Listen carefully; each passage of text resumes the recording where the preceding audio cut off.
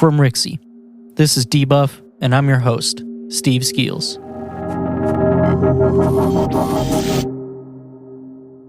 Today I'll be talking about SuperMash, Tony Hawk's Pro Skater 1&2 Remastered, and the Unreal Engine 5.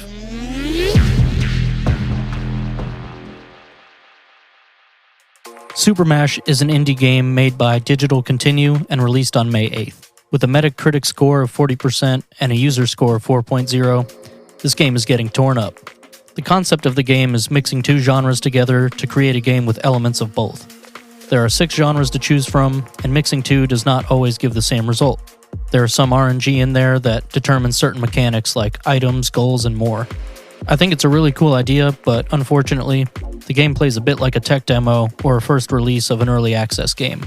I bought the game on the Switch and played for a handful of hours, and here are brief descriptions of a few of the games I got. A top-down Metroidvania RPG where my healer didn't have enough MP to cast heal, and the items I needed to complete my goal were just bought from shops. An adventure shoot-'em-up where my only weapons were bombs that were just too slow to accurately kill enemies with. A stealth platformer where getting spotted didn't seem to make a difference, and the goal was just to collect 100 gold coins. No need to beat the level or anything. Even the one I liked the most was kind of broken.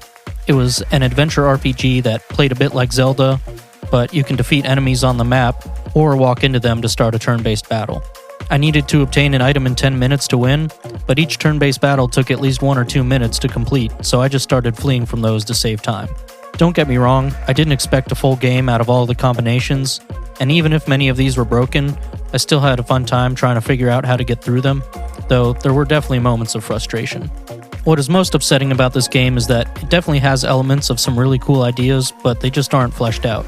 I'd love to play a game that's like Zelda, but with the option to do turn-based battles.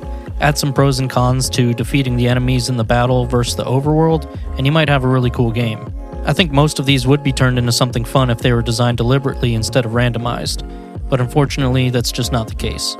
It's still fun to play around with for a bit, especially if you have some friends to trade off with, but if you're interested, I'd say wait for a sale on this one.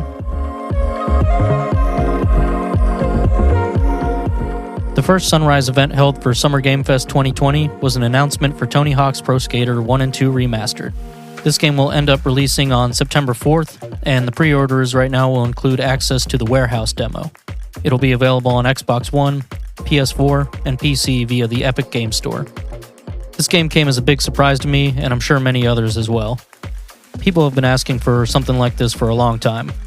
The first 2 Pro Skaters were huge and really kicked off the skateboarding video game craze. The only complaint I've heard about this announcement so far is that it doesn't include 3 with the remasters.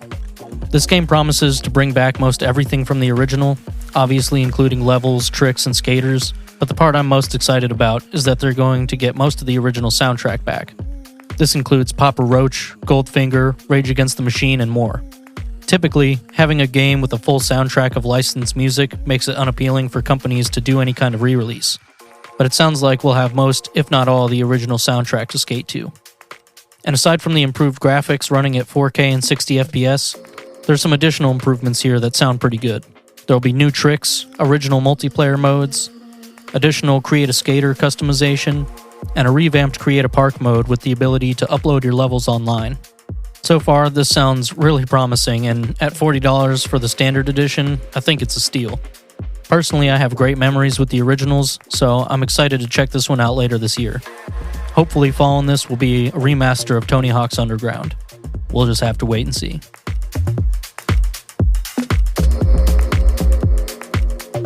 Last up, on May 13th, the Summer Game Fest just had a special event where they showed off the Unreal Engine 5 tech demo running on a PlayStation 5. This was huge. Other than a few small showcases of features like ray tracing, this is the first real look at what next-gen games may look like, and what new engines can do. It was stated that this footage recorded straight off a PS5, so while you may not expect full games to look like this, it's the closest thing we're going to get right now. The art director of God of War, Raf Grassetti, tweeted, quote, "Kudos to the art team that can create with this fidelity for 30-plus hours of gameplay," end quote. So he's implying that this is going to be a bit insane for anyone making a real game. Ultimately, it will be up to the devs to see how detailed they can go and still meet their cost and schedule.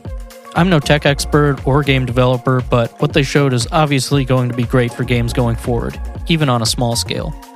The two main features shown off were called Nanite and Lumen. Fittingly, the short demo they showed off was titled Lumen in the Land of Nanite.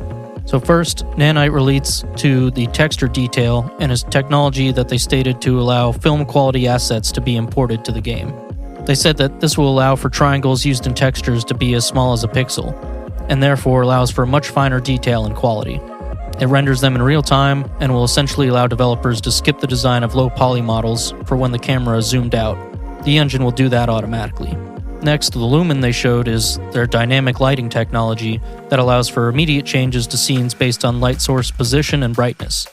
They stated this will work on scales from kilometers to millimeters, so it's pretty high tech. An example shown in the tech demo was blowing out the ceiling of a cave. The sun's position was demonstrated to dynamically change how the light enters the now open room.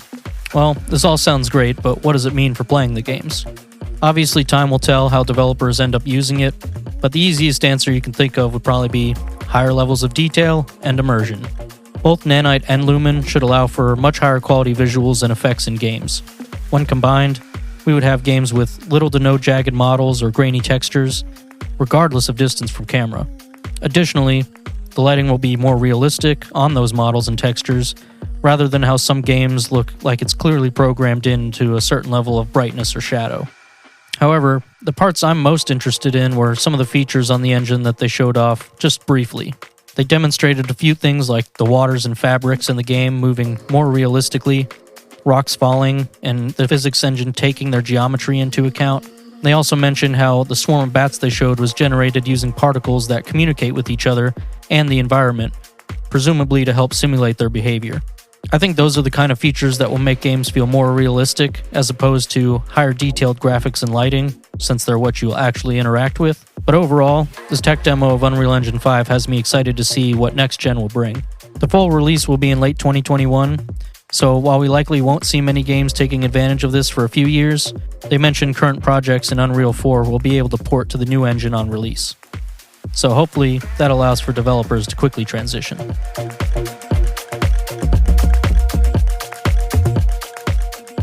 Debuff is hosted by me, Steve Skeels, edited and mixed by Mason Carlton. Follow us on Instagram at DebuffPod. That's DebuffPod. Thanks for listening. I'll see you in the next one.